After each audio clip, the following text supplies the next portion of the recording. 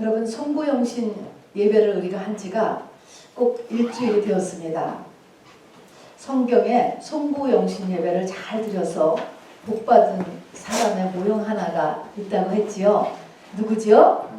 사무엘의 어머니 한나입니다.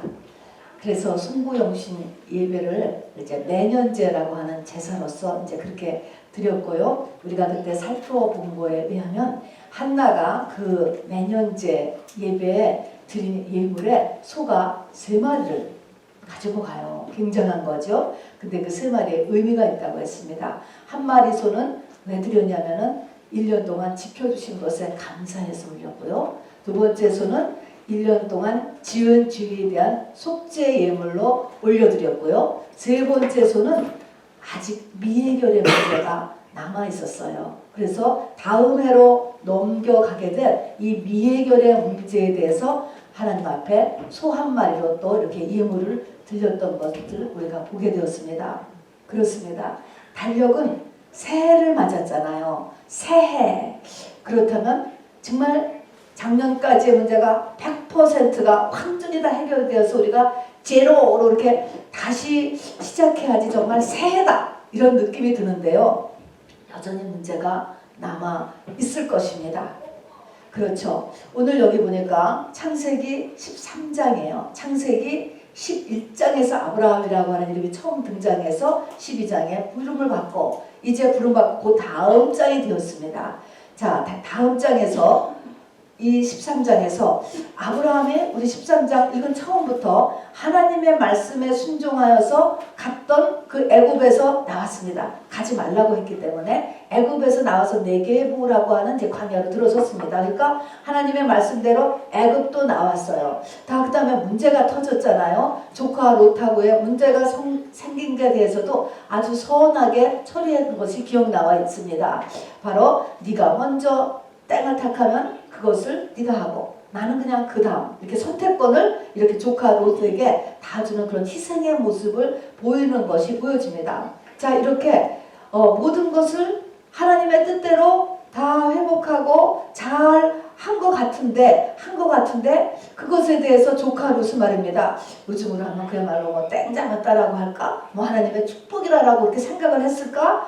어쨌든 여호와의 동산 같고 애굽 같았던 그 좋은 땅을 싹 택해가지고 훌쩍 떠나버렸습니다. 아들이 없었던 아브라함에게 친아들같이 지금까지 돌봐주었던 이런 아들이었는데 조카였는데 떠나버렸고 아브라함은 썰렁한 가운데 지금 남게 되었습니다. 문제가 해결이 됐는 듯 했지만 안 된 채 지금 새 장이 시작되었다는 것이죠. 아브라함이 왜 이렇게 잘 했는데도 문제가 여전히 남아있을까? 여러분 여기에서부터 이제 오늘 우리 새해 메시지를 같이 나눠보려고 합니다.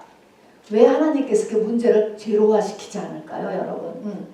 왜 문제를 이렇게 믿는 사람에게 그냥 또 남겨두고 주실까요? 문제는요, 하나님께서 나라고 하는 사람의 한계를 넘게 하는 하나님의 툴이에요, 여러분. 어려운 것이죠. 자, 그래서 문제를 통하여서 하나님께서는 나를 더 깊고 넓은 세계 속으로 인도해 가신다는 것을 여러분 꼭 믿으셔야만 합니다.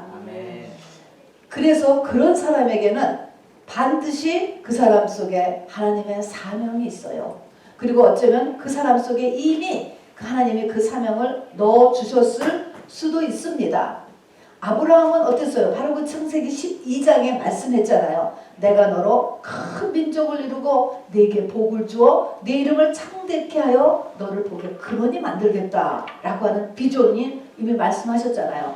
그 비전을 이루기 위한 지금 이게 과정이에요, 여러분. 그래서 하나님께서 이렇게 문제를 끊임없이 하나님의 사람들에게 이렇게 주고 계신 것입니다. 그러나 문제만 보지 말고 나를 향한 하나님의 사명과 계획과 뜻이 있다는 것을 잊지 마셔야 돼요. 그것이 없으면 문제도 없게 돼요.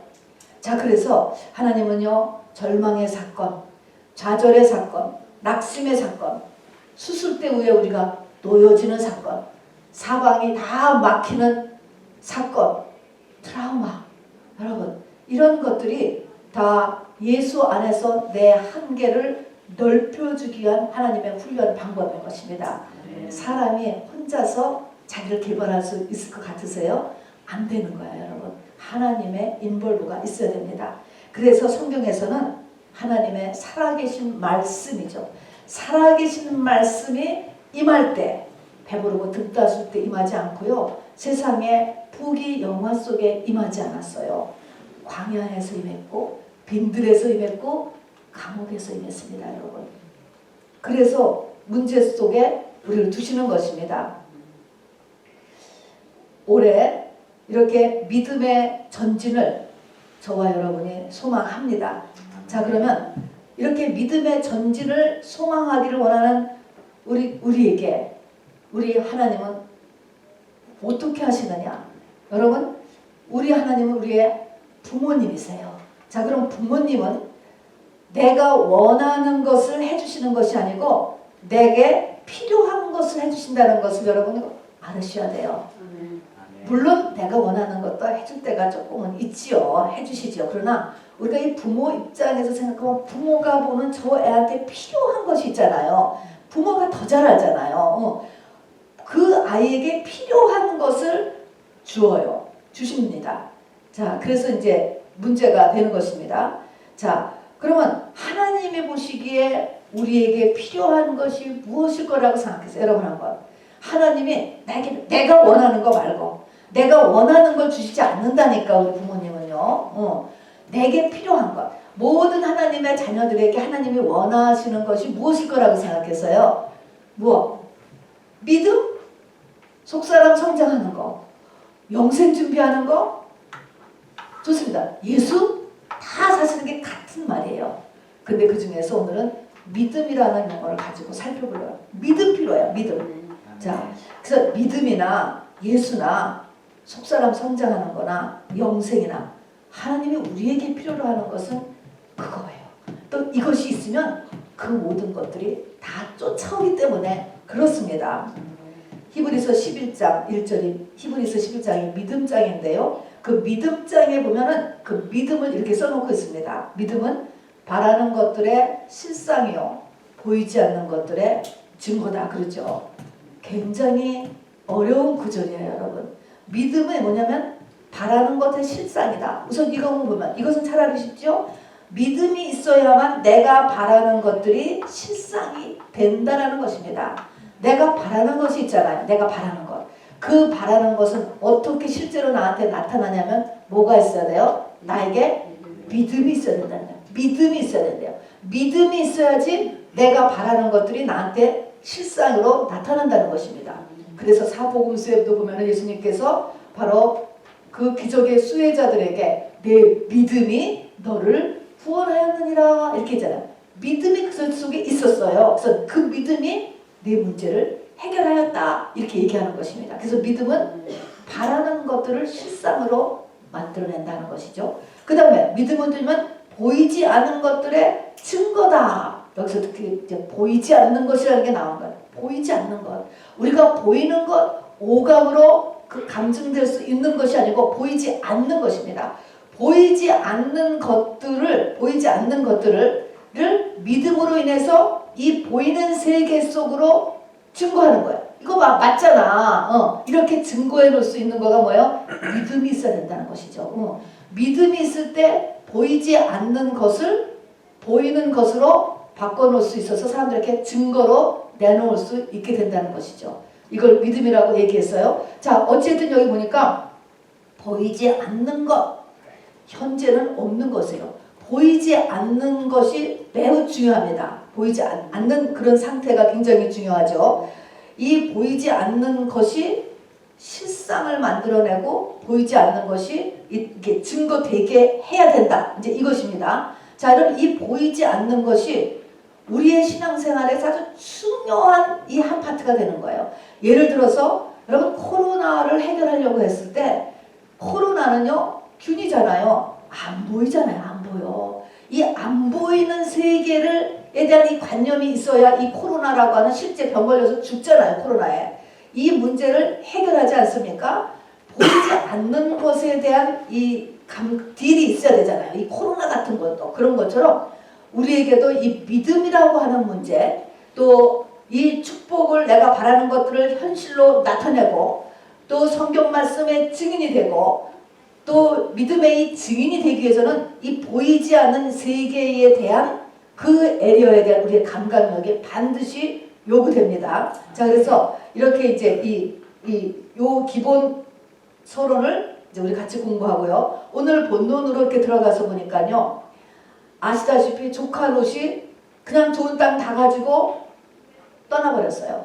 자, 그리고 썰렁해진 아브라함입니다. 그 아브라함에게 하나님께서 하신 말씀이 14절에 보니까 너는 눈을 들어 동서남북을 바라보라. 보는 게 나와요. 성경 보면요. 보는 거 많이 나옵니다, 여러분. 바라보라.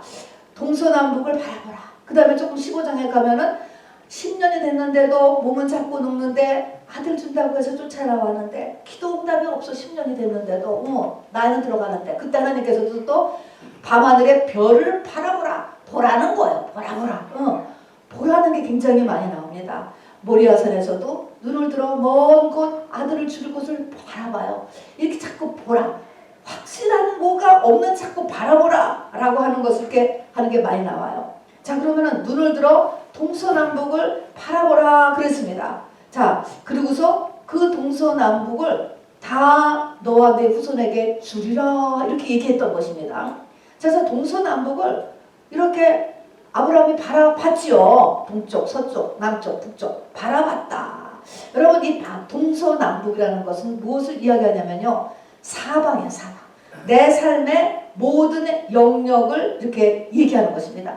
나라고 하는 나 자신, 나의 건강상태, 나의 내면, 나예요. 그 다음에 내가 가지고 있는 우리의 가정, 또 나의 직장, 내가 속한 일가 친척이라고 하는 이런 에리어, 이게 동서남북이에요.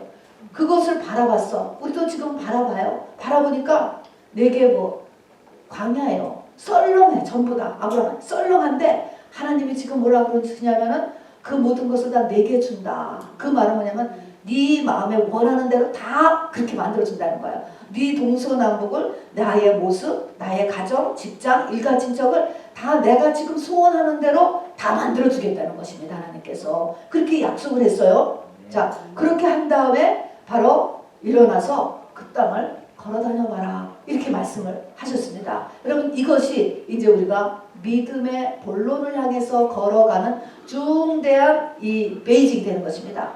보는 것만입니다. 보는 문제. 이 보는 것을 어떻게 보느냐 하는 것입니다. 근데 어쨌든 여러분 이 본다라는 것은 아무것도 없는데 뭘 자꾸 보라는 것이지? 밤하늘을 바라보고 동서남북 황량한 자기의 환경을 바라보고 이 보라라고 하는 것은요. 무엇을 보라는 것일까요? 보이는 것을 이제 좀 그만 보고 보이는 것. 눈이 있으면 다 보이잖아요. 보이는 것을 그만 보고 보이지 않는 것을 보는 거예요. 보이지 않는 것. 뭘까요? 보이지 않는 것. 결국은 예수를 보라는 것입니다, 여러분. 안 보여. 여러분 예수 안 보이잖아요. 하나님 안 보이잖아요. 결국은 예수 바라보라는 것인데 어쨌든 내가 눈에 보이는 것이 아닌 것을 네가 추구해야 된다. 이걸 얘기해요. 보라라는 눈이라는 것은 관점을 이야기합니다. 사람의 눈. 여러분 네 눈이 세상 눈인데요. 눈 이거로 관점이에요. 사람의 관점, 세상의 관점, 이 세상 눈으로 보이는 것을 이제 가만 덮어놓고 보이지 않는 것, 이것을 보라라고 지금 자꾸 얘기를 하시는 거거든요. 그러면 이 세상 눈이 나쁘냐? 나쁘다는 게 아니에요. 사람의 차이는 있죠. 어떤 사람은 더 정확하게 잘 보는 사람이 있고 세상에 대해서 좀 둔한 사람이 있지만 뭐 다 도토리 키재기예요. 하나님이 보시기에는 그게 그거예요. 그리고 그것은 이 세상을 살 때 다 필요한 것들입니다. 그런데 지금 믿음의 사람, 하나님이 원하시는 복의 근원을 만들고 내 사방을 전부 복되게 너를 통해서 만들려고 하는 사람은 이제부터 보이지 않는 것을 보는, 이걸 하나님께서 지금 훈련을 시키는 것입니다. 그래서 세상 눈을 틀렸다 그러는 것이 아니고요. 정말 그거 외에 하나님의 눈이 우리에게 더해져야 된다는 것을 이야기하죠. 우리의 세상 눈은 관점이에요. 관점. 눈, 관점. 우리의 생각, 이 생각은 행동을 일으키게 내지요. 자, 그러면 이 눈을 이제 훈련시키는 과정을 이제 이렇게 시작을 하는데요. 이렇게 이제 창세기 이 다음부터 이제 오늘 13장부터 이 아브라함의 눈 훈련이 창세기 22장까지 가는 것입니다. 창세기 22장이 뭐냐면은 모리아산에서 독자 이삭을 바치는 사건이에요. 자, 거기까지가 아브라함이 이제 하나님의 눈을 갖는 그 과정이 쭉 파란만장한 인생의 삶이 이제 거기에 쭉 기록이 되어 있습니다. 그리고 그것이 바로 이제 하나님의 눈으로 이 아브라함이 세상의 눈 위에 하나님의 눈이 완전히 이렇게 덮여 쓰이는 이 과정을 이제 이렇게 설명하고 있는 것이죠. 이 사람의 눈, 세상 눈, 육의 눈, 저와 여러분이 다 가지고 있는 이 눈은 언제 생겼냐면은 타고난 거죠. 아담 하와 때부터 생긴 것이에요. 아담 하와가 맨 처음에 봤어요. 자, 그때 양쪽 눈이 다 있었을 거예요. 그런데 이 선악과를 이렇게 본즉 세상의 눈이 들어온 거예요. 근데 세상의 눈으로 본 거예요. 세상적인 관점이죠. 그 선악과를 보니까 먹음직하고 보암직하고 지혜롭게 할 만큼 하여서 그새서 선악과를 먹었어요. 그래서 죽었죠. 그러면서 하나님의 눈이 닫혀버렸습니다. 눈이 닫혔죠. 그래서 세상 눈만 남았습니다. 자, 그때 먹음직, 보암직, 지혜롭게 함직하는 것은 세상의 눈이었습니다, 여러분. 이 세상의 눈으로 이렇게 워킹했을 때 하나님의 눈은 뭐예요? 하나님의 눈은 하나님의 생각, 하나님의 마음, 하나님의 말씀이라고요. 말씀이거든요. 이 선악과를 먹으면 네가 정령 죽으리라 라고 하는 하나님의 말씀은 없어졌어. 없어지고 세상의 눈이 자기를 지배해서 먹었잖아요. 그래서 완전히 하나님의 눈은 죽어버리고 세상의 눈만 남았잖아요. 뱀의 눈만 남았어요. 그것이 계속 유전됐기 때문에 우리는 전부 다 누구의 눈만 갖고 있어요? 지금 뱀의 눈만 갖고 있어요. 여러분, 세상은 우리 다 뱀의 눈이에요. 그래서 이 바울이 회심할 때 눈에서 비늘 같은 것이 떨어져 내렸다고 그랬잖아요. 일부가 떨어져 내려 뱀의 비늘이 떨어져 내는 것입니다. 우리가 다 뱀의 눈을 가지고 있습니다. 자, 그래서 이게 계속 역사하는 것이죠. 아간이라고 하는 사람 우리가 알아요. 여리고성 전쟁 후에 금덩이, 은덩이, 그리고 여리고의 명품 옷을 봤어. 이렇게 보니까 이게 보면 뱀의 눈이잖아요. 딱 보니까 뭐가 생겼습니까? 탐심이 생겼다는 탐심. 하나님의 마음이 아닌 사단의 마음이 들어갔어요. 하나님의 생각이 아닌 사단의 생각이 들어가는 것입니다. 그렇게 하고서 그것을 갖다가 탐심이 생겨서 생각하는 거야. 그래, 우리가 이제 가나안에 정착할 텐데 필요하다 했어요.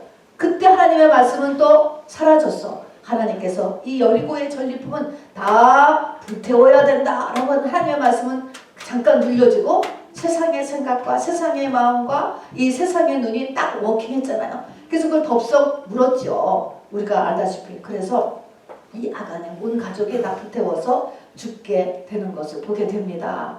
그런데 광야를 다 거치고 끝날 때쯤 돼서 말입니다. 끝날 때쯤 돼서 불뱀에 물렸잖아요. 그때 하나님께서 불뱀에 물린 자마다 장대에 높이 달린 저 노뱀을 바라보라. 그것도 보는 거예요. 보라 이야기했습니다. 그것을 그렇게 이야기했을 때 사람의 머릿속에는 세상의 뱀의 눈, 뱀의 생각과 하나님의 생각이 지금 같이 역사를 할 거 아닙니까? 눈이라는 건 생각이라고 해서 관점이라고 얘기했습니다. 많은 사람들이 아유 저거를 바라봤다고 시간 낭비지 이게 낫느냐고 빨리 지금 응급조치라도 해야지 다리가 뚱뚱 부어오르는데 그런 뱀의 생각, 뱀의 관점, 세상적인 가치관이 있고 그러나 소수의 사람들은 어떻게 했어요? 바라봤다 그랬습니다. 바라봤어요. 그러니까 바로 바라본 즉 산이라 성경은 이렇게 기록하고 있습니다. 그래서 장대에 높이 달린 이런 놋뱀이라고 하는 의미는 그것이 요한복음 3장에 보니까 십자가에 달리신 예수라고 했잖아요. 십자가에 달린 죽은 예수와 네가 연합한다면 네가 그리스도 안에서 너의 겉사람이 죽는다면 뭐예요? 무슨 일이든지 다 해결된다라고 하는 것을 바로 보여주는 것이죠. 주님의 부활의 능력이 역사되는 것이죠. 자, 그래서 욥도요. 그 고난 끝에 욥기 42장에 가면 끝이 뭡니까? 욥기 42장에 가니까 욥이 세상의 눈이 끝났다라기보다는 세상의 눈 위에 하나님의 눈이 덮친 거지요. 하나님의 눈이 사람이 되었어요. 욥의 끝은. 그래서 끝나는 거예요. 그래서 하나님의 눈이 세상의 눈을 이렇게 덮치고 나서 보니까 욥의 끝이 어떻게 됩니까? 내가 귀로만 듣던 하나님을 이제 보나이다. 보는 거예요. 하나님이 보인다니까요, 여러분. 이것이 다 이렇게 내가 보는 눈이 이렇게 변한 거예요. 이 눈을 변하는 훈련을 하나님께서 이제 계속 시킨다 하는 것입니다.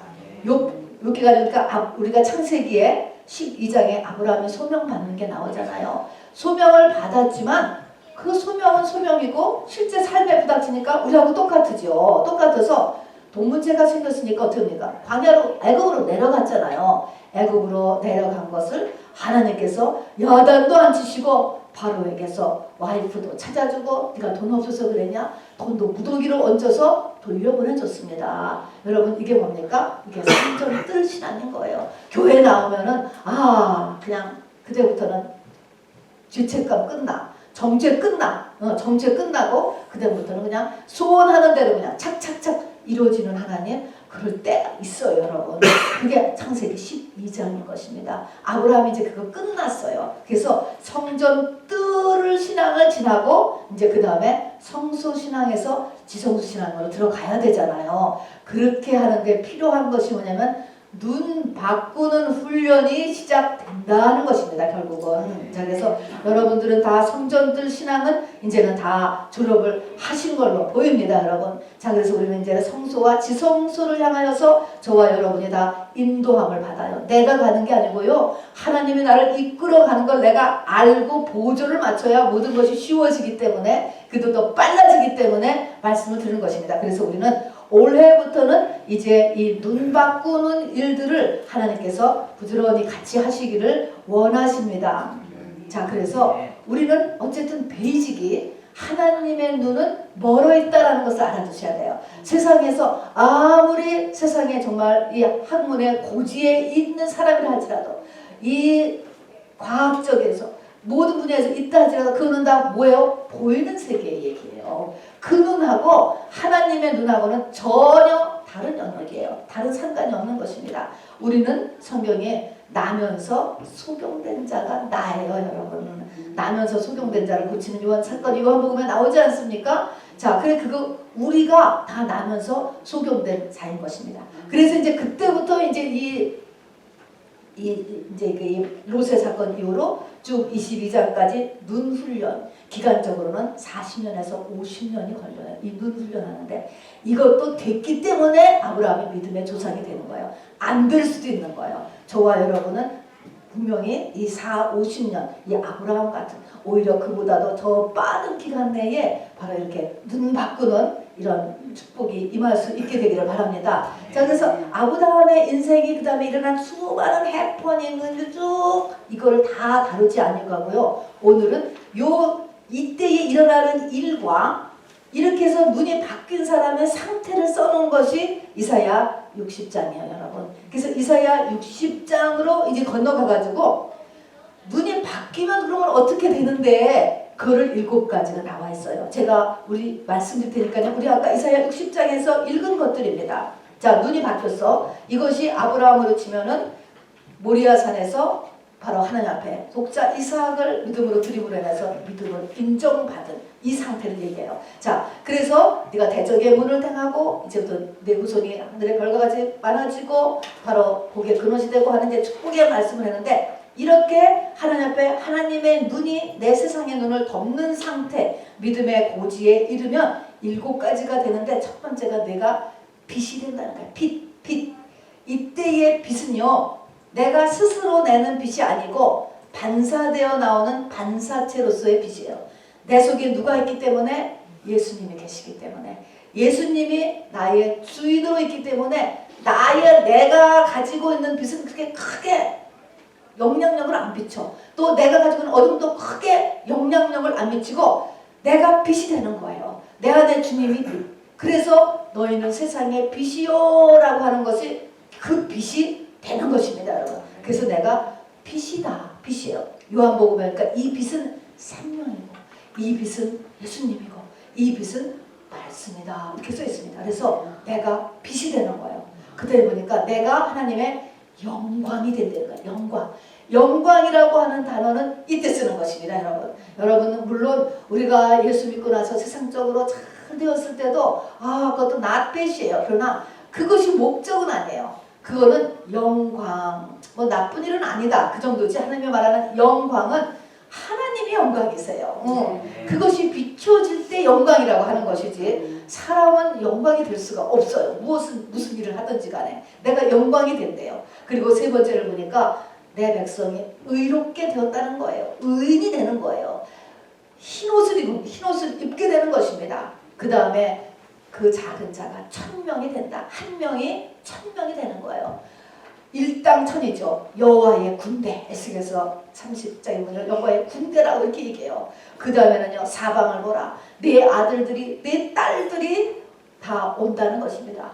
우리가 늘 마음의 증으로 갖고 있는 이 자녀들의 완전한 회복이 이루어지는 것입니다. 그리고 사람들이 몰려드는 거예요. 여러분이 사람이 오는 거는 굉장히 사실은 좋은 거예요. 자, 이 사람이 생명이 없을 때도 모여요. 여러분 요즘 하는 무슨 쇼들 보세요. 엄청나만 밀ион까지는 막 모이지 않습니까? 그런 우리가 가지고 있는 이 사단성에 의해서 모이는 것이 있고, 그 다음에는 정말 하나님의 영에 의해서도 모여야 돼요. 여러분 세상에서 사람이 모이는 게 좋은 거죠. 식당도 비즈니스도 사람이 모여야 되고요. 무엇을 하든지 간에 사람이 모이는 게 좋은 거예요. 근데 사람이 모이게 된다 그랬습니다. 그리고 부가 온다고 그랬습니다. 부의 이동. 바다의 부가 다 오고 금과 위황이 오고 다시스의 은금을 실은 배가 오고 이방의 이 부가 온다는 것이 굉장히 많이 나와요. 여러분 이것도 좋은 거예요, 여러분. 제가 이것이 양쪽에 있는 거예요. 맨 처음에 시작할 때 아브라함이 믿음 없어가지고 와이프 팔아가지고 바로한테 갔다가도 돈 다 말로 얻어서 나왔어. 우리는 지금은 그런 부가 우리한테는 거의 안 올 거예요, 여러분. 그 시기를 지났으니까. 근데 그게 신앙의 목적지가 아니에요. 그는 하나님이 그냥 우리를 오게 하기 위한 그냥 인커리지로 잠깐 한 거죠. 그거는 절대로 목적이 아니고요. 그 다음에 끝도 그러나 이 부예요, 여러분. 엄청난 부가 몰려온다라고 이렇게 했습니다. 이런 7가지의 상태가 이사야 60장에 모여 있는 것입니다. 자, 그런데 우리 이사야 60장을 보면 1절 이렇게 이야기하잖아요. 우리가 사랑하는 참 구절인데요. 일어나 빛을 발하라. 60장 1절 이렇게 시작해요. 일어나 빛을 발하라. 여러분 이것은요 단순히 인커리지하는 문구가 아니에요. 일어나 빛을 발하라. 교회 다니는 사람 누구나 다 일어나서 빛을 발해. 그렇게 쉽게 할 수 있는 문구가 절대로 아닌 것입니다. 이때에 일어나라 라고 하는 이 단어는 말입니다. 히브리어의 쿰이라고 하는 한 단어라고 합니다. 쿰. 이 쿰이 어디서 나오냐면은 일어나가 달리다 쿰. 달리다라는 건 소녀예요. 소녀라는 소녀를 달리다라고 해요. 달리다 쿰 하는 것은 야이로의 죽은 딸 13살입니다. 일으켜 세웠을 때, 그래서 이 쿰이라고 하는 것은 쓰는데 보통 쓰는 게 아니고 결혼식장에서 신랑이 먼저 나와섰죠. 그 다음에 신부가 오면 그 신부를 손을 잡아서 자기 옆에 딱 세우는 것이 이때가 서다요. 서다. 그러니까 신부가 되는 이 찰나인 거야. 이때. 그래서 일어나라 할 때 일어나는 것은 일어나는 것은 신부가 되는 결혼식이 지금 올려지는 걸 얘기합니다. 또 이때 일어나라는 것이 예수님께서 이 성전을 무너뜨려라. 내가 사흘 만에 이 성전을 다스리리라 그러지 않고 내가 이 성전을 일으키리라. 똑같이 쿰이라고 하는 단어를 썼대요. 그래서 우리가 이 옛 성전이 무너지고 새 성전이 새 집이 지어지면 그게 역시 또 신부인 거야, 여러분. 자, 그래서 똑같이 일어나라고 하는 것은 신부를 이야기하는 상태인 것이에요. 그러니까 일어나니까 자연히 내 속에 예수님이 계시니까 빛이 나오겠죠. 그러니까 일어나 빛을 발하라. 이사야 60장은요 신부의 노래입니다. 자, 그래서 그 예수님이 이제 주인이 됐기 때문에 빛이 나와요. 자, 그런데 일어나 빛을 발하라 이렇게 하면서 이 빛이 된 상태에 고지에 이른 상태 7가지를 얘기해 놨어요. 여러분 이것을 그냥 아유 나는 상관없어 이렇게 하지 마시고요. 믿음으로 이 말씀을 붙잡으시길 바래요. 성경의 모든 말씀은 이루어지는 거라니까요. 이게 뭐 이게 된다니까요. 저는 이것을 소망 가운데 붙잡습니다, 여러분. 이렇게 될 것이야. 내가 하나님께서 이렇게 되도록 인도해 주시고 또 이것을 확실하게 된다. 이걸 꼭 믿으시기를 바랍니다. 자, 그런데 이런 7가지 상태에 이렇게 되는 과정에 있어서 여기 보니까 우리의 그 과정을 보니까요. 아까도 얘기했지만은 힘든 부분들이 있어요. 보니까 일어나라. 아까 아브라함에게도요. 자, 사방으로 동서사방을 봐. 아무것도 없어. 보니까요. 그 다음에 그 동서사방을 또 일어나라. 일어나서 걸어다녀봐라. 이렇게 얘기하잖아요. 일어나라 하는 또 하나의 이때의 일어나라는 이 의미는 꿈에 일어나라가 아니고요. 움직여야 되는 거. 왜 움직여야 될까? 지쳐있는 거예요. 여러분. 지친 거예요. 자, 그래서 지쳐있는 상태. 일어나라는 것입니다. 그래서 우리에게 뭔가 끊임없는 내면과 환경의 어려움으로 인하여서 우리가 지치는구나 라는 걸 알아두셔야 돼요. 이럴 때 우리가 서로 나 스스로에게 내가 힘을 주는 거야. 일어나야 돼. 일어나야 돼. 일어나자. 또 우리가 이웃에게도 지쳐. 교회 나오는 것도 어느 때는 지치고 기도도 지치고 사는 것도 지치고 다 지쳐. 그럴 때 힘을 줘야 되는 거예요. 공동체에서 가족의 공동체, 교회의 공동체에서 일어나라 하는 일어나는 게 반드시 필요합니다. 그래서 일어나라. 저 빛이 발언을 했잖아요. 일어나야 돼요. 두 번째는요. 작은 자가 된다는 것입니다. 오랜 기간을 작은 자, 한마디로 작은 자, 별 볼 일 없는 거예요, 여러분. 이 세상에서 우리가 다 인정받고 날리고 싶고 사람의 본능이에요, 여러분. 그런데 이게 작은 자로 드는 거예요. 근데 작은 자가 천을 이루리라 그랬잖아요. 작은 자로 있게 된다는 거. 이거 우리가 이거 감당해야 되는 거예요. 이런 감당이 없이 부활이 일어나지 않아요. 이게 다 앞에서 십자가인 거예요. 십자가의 내용이에요. 자, 그 다음에는 10절에 보니까 하나님께서 진노로 너를 쳤으나 그러니까 하나님의 심판을 당하는 거예요. 어떤 사람은 일단 심판을 안 당하고 그냥 영생에 들어가서 진짜로 심판을 쪽에서 영생에 있는 사람이 있는가 하면 하나님의 사랑하는 자는 이 땅에서 심판을 당하는 사람이 있어요. 이게 사실은 훨씬 하나님의 사랑하는 자고 사명 있는 자고 할렐루야죠. 내 죄, 조상죄를 다 심판을 당하는 거예요. 하나님의 진노를 당하는 일이 우리에게 일어납니다. 그 다음에 14절을 보니까 네가 괴롭힘을 당하고 네가 멸시를 당하고 15절에 보니까 네가 버림을 당하고 또 그 다음에 보니까 네가 사람들에게 미움을 당하고 또 너에게 가는 사람이 없다는 거예요. 인기가 없는 거예요, 여러분. 보니까 캄캄함이 네가 지금 이렇게 일어나라 빛을 발하라 할 때는 상태가 어떠냐? 캄캄함이 만민을 가리우고 어둠이 땅을 덮는다. 이 사람은 지금 빛으로 섰지만 주변은 전부 다 깜깜하다. 이 말은 뭐예요? 주변하고 안 통해. 말이 안 통해 주변 사람들하고. 나는 빛인데 주변은 깜깜해. 자, 그래서 우리 재앙 중에요. 9번째 재앙이 흑암재앙. 결혼식은 밤에 이루어져요, 여러분. 깜깜할 때. 자, 그러니까 내가 세상 사람에게 달러야 되는 것이 이게 정상이에요. 이 주변하고. 이럴 때 이런 것들을 우리가 견뎌내야 되는 것입니다. 자, 어렵지요. 지쳐요. 지침이 있어요. 작은 자, 별 볼 일 없는 상태로 오래 있게 되죠. 하나님의 심판을 끊임없이 당해요. 누군가에게 괴롭힘을 당해요. 멸시를 당해요. 인정받고 싶은데 여러분. 버림을 당해요. 미움을 당해요. 그리고 사람들이 안 모여요, 여러분. 내 주변에. 이런 상태. 그리고 안 통해. 왜 이렇게 안 통하는지. 안 통해. 왜 이렇게 다 이렇지? 내가 잘못된 거야? 이렇게 이런 속에 머무르게 된다라고 하는 것입니다. 자, 그러니까 지금 우리가 오늘 잊지 말아야 될 것은 하나님의 놀라운 상태가 기다리고 있어요. 하나님의 눈을 가지면 이루어지는 놀라운 상태가 있다고요. 우리는 그냥 단순히 신부, 예루살렘 성 안에 그런 놀라운 상태가 구체적으로 있지만 그런 부활의 삶에 들어가기 전에 우리가 짊어져야 되는 십자가의 내용도 똑같이 이렇게 또 7가지가 또한 있게 되는 거예요. 자, 그러나 이런 고난의 상태, 지치고 심판당하고 멸시당하고 버림당하고 그냥 미움당하고 이런 거를 견디면서도 우리가 또 더 중요하게 해야 되는 3가지를 성경은 이야기를 하고 있습니다. 이것을 꼭 해야 되는 거예요. 맨 첫 번째는 우리가 알다시피요. 일어나야 되는 거예요. 의지 활동해야 돼요. 주변에도 의지 활동해야 돼요.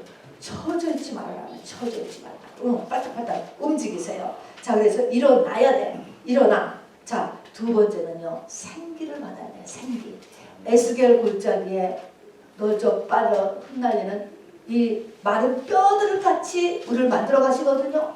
이 만들어 가는데 동시에 우리는 뭐를 해야 되냐면 생기를 받아 여호와의 군대. 이게 이 1000명을 감당하는 사람으로 일어나잖아요. 이게 신보잖아요, 여러분. 자, 그런데 그 생기를 받아야 된다. 근데 이 생기가 뭐냐면은 대언의 말씀이다. 이렇게 얘기했습니다. 대언의 말씀. 그런데 에스겔이요, 하나님에 의해서 이 생기여 저 사망을 당한 자에게 들어가라 라고 해서 하나님의 대언을 하는데 두 번을 대언하는 게 나와요. 한 번은 마른 뼈들을 향하여서 이렇게 얘기를 하고 또 한 번은 생기에게 또 얘기를 해서 저 마른 뼈들에게 하나님의 말씀이 대언되어서 들어가도록 생기에게 또한 명령합니다. 두 번 이렇게 생기를 이렇게 이야기하는 것은, 두 번이라고 하는 것은 완전함을 이야기하는 거예요. 자, 그래서 이 하나님의 생기를 우리가 받을 때 내가 이것을 나를 살려서 능히 여호와의 군대로 일어날 만큼 끊임없이 하나님의 말씀으로 나를 채워야 된다는 것을 얘기합니다. 그래서 그것이 에스겔서 44장으로 넘어가면은 이렇게 성전 문지방에서 나오는 이 생수가 문지방에서는 맑은 물이잖아요. 그 물이 한 번 쓱 지나갔다고 되는 게 아니잖아요. 발목에 차고 무릎에 차고 허리에 차고 가슴에 찰 때까지 시간이 걸려요. 이런 물들이 그것도 컬컬 나오는 게 아니고요. 좀 스며 나왔잖아요.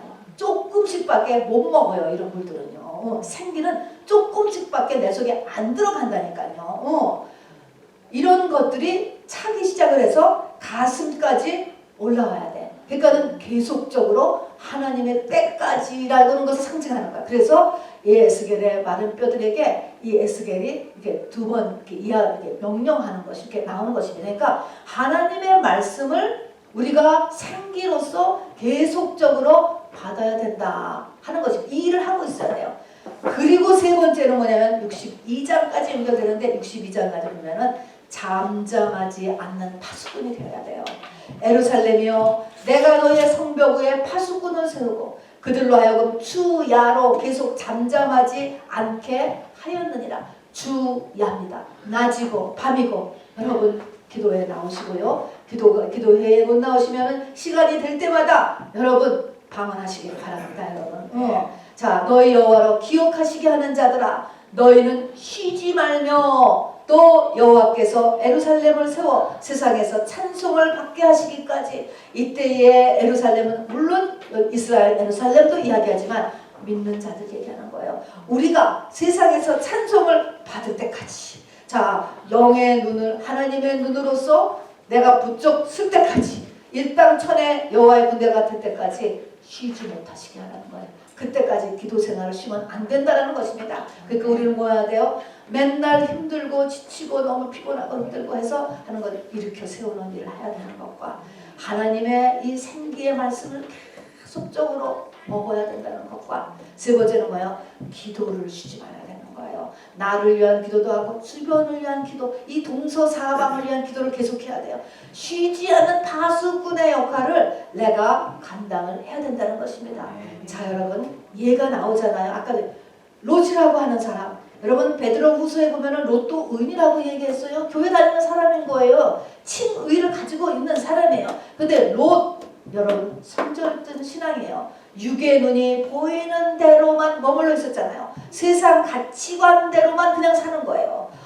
참 육의 눈이 보이는 대로. 자, 그래서 딱 보니까 에덴 동산 같고 애굽과 같은 땅이 보이는데 또 삼촌 아브라함이 또 옥보를 주어, 야 이건 정말 하나님의 축복이구나. 덥석 물었잖아요. 덥석 물었어. 그리고서 들어가서 살았습니다. 여러분 지금 금방은 오감으로 너무 좋아. 이 너무 좋은 찬스야. 하나님의 기회야. 여러분 그러나 그것이 축복이 아닐 수도 있다는 것을 잊지 말아야 돼요. 하나님의 눈으로 바꾸는 일을 스탑하면 안 된다는 걸 알아두셔야 된다니까. 20년 뒤에 어떻게 됐습니까? 소돔 고모라서는 불바다가 되었습니다. 제로와보다 더 빌로로 내려갔죠. 부인은 죽었고요. 그리고 대대손손 수치의 상징 소금 기둥에 대한 바로 이 롯의 아내가 되었고요. 이 두 딸과 그 후손은 정말 수치의 선조들이 되었던 것을 압니다. 아간도 마찬가지요. 이 영의 눈을 이기지 못하고 더 크지 못하고 있을 때 바로 봤을 때 바로 눈으로 보니까 금방 탐심이 들어오고 탐심에 따라서 바로 액션이 나가고 잔머리가 던져 잔머리 일가족 돌에 맞아 다 죽고 그래서 이 아간의 무덤이 바로 이렇게 세워져 있습니다. 이것을 그 심볼 후대에 보여주기 위해서 그렇게 해놨던 것입니다. 여러분 에레미야 29장 11절에는 이것은 너에게 환난이 아니고 재앙이 아니다 그랬습니다. 우리에게 문제가 와요. 2023년에도 여러분 크고 작은 문제가 분명히 올 것입니다. 여러분 문제가 오는데 하나님 말씀하시는 거예요. 이거 환난 아니고 재앙 아니야. 우리 예수 믿는 사람 그리고 이제 저 창세기 12장에 애굽에 갔다가 돌아온 이런 이 사람 이제 그 다음 성소신앙과 지성소신앙을 향해서 나아가는 저와 여러분에게는 환난이 아니고 재앙이 아니라는 거예요. 그것은 너에게 장래와 소망을 주려 함이라 그랬습니다. 너에게 진정한 장래를 주고 너에게 진정한 소망을 주려 함이라 이렇게 말씀했습니다. 특별히 소망이라는 것은 뭘까요? 소망은요. 여러분 우리의 소망은요. 언제 이것이 들통이 나느냐? 죽음 앞에서 나는 죽음 앞에서. 여러분 이 진정한 소망을 갖지 못하면요. 이 죽음을 감당할 수 없어요. 이 육신의 죽음 말입니다. 육신의 죽음 앞에서 여러분 완전하게 무너질 수밖에 없어요. 이 세상 사람들은요. 그러나 그걸 그때 가서는 이미 늦었다니까. 이거 여러분 얼마나 이게 이 죽음이 두려운지 그거는 상상을 초월하는 것입니다. 그 죽음을 육신의 죽음을 건너뛸 뿐만 아니라 할렐루야 할 수 있는 것은 그 소망이에요. 이 소망 죽음을 넘어선 예수님이죠.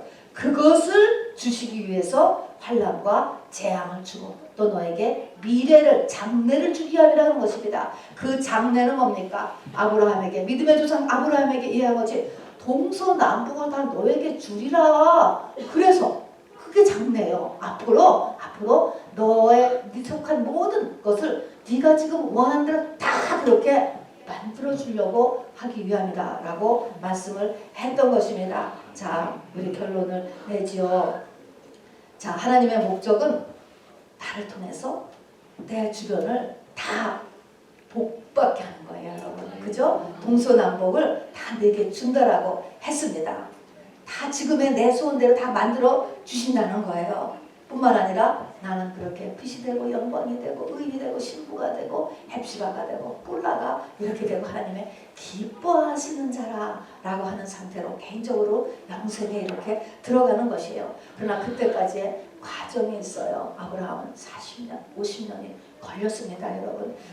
그런 과정에서의 아까 같은 우리가 견뎌야 되는 이 자기 십자가의 분량들이 있는 것입니다. 그것을 이제 이렇게 다 고난을 다 채우시고 그리고 끝에 가서 이 절대로 잊지 말 것은 세 가지를 하면서 이 고난을 받아야 돼요. 뭐 해야 된다고?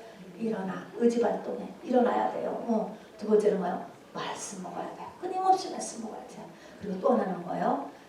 여러분이 파수꾼, 잠잠하지 않는 파수꾼, 주변을 향해서 자기 자신을 향해서 잠잠하지 않는 파수꾼이 꼭 되어야지만 합니다. 오늘 이사야 60장의 맨 끝은 어떻게 시작하면요. 자, 그 작은 자가 1000명을 이루겠고 그 약한 자가 강구리는 것. 이게 우리예요. 나예요. 내가 작은 자 별 볼 일 없잖아요. 그 작은 자가 1000명을 이루고 1000은 맥시마이즈 수가 1000배예요. 1000. 그 다음에 약하고 작고 약한 내가 강국을 이룰 것이라. 맨 끝이 뭡니까? 때가 되면 나 여호와가 속히르라. 속히른다는 거예요. 속히른다. 올해도 하나님께서 부지런히 역사하신다는 거예요. 내가 진실로 속히 오리라. 이렇게 바로 요한계시록에도 주께서 말씀하신 것이 하나님이 부지런히 나를 향하여서 움직이신다는 것을 약속해 놓으셨습니다. 여러분 우리 2023년 저와 여러분 모든 분들에게 하나님께서 이렇게 부지런히 이렇게 구원의 완성을 위해서 움직이실 것입니다. 여기에 잘 반응하는 복의 근원이 되는 2023년이 되기를 주님의 이름으로 축원합니다. 우리 다 같이요. 우리 2023년에 선포 기도를 하겠습니다. 자, 믿음으로 선포하십니다. 하나님께서